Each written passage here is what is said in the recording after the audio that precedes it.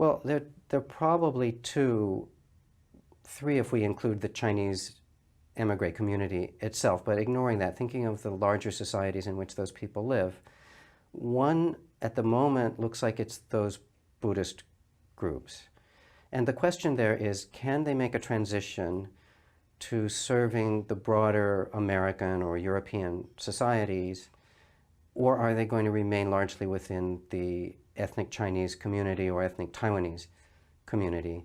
And that remains to be seen. All of these groups, when they travel with ethnic migrants, have to cross a crisis point at some point, and it's usually the second generation.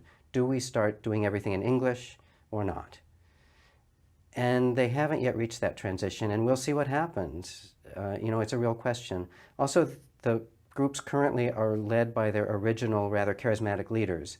When those people pass away, we don't know what happens to those groups, but it's always a crisis of one sort or another. Can they adapt to American society? Potentially, yes, but it's an open question still.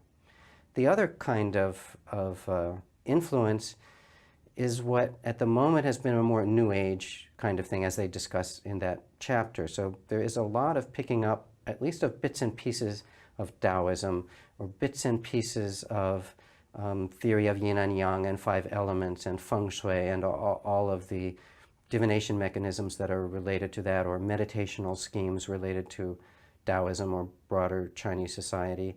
And those may continue to spread in a rather piecemeal way, so not as organized religion, but as personal spiritualities. There certainly has been a notable increase over the last few decades in that kind of thing, and I don't see any reason why that would change. I imagine that would increase, actually, as we get greater flow of people who know about this between China and the US.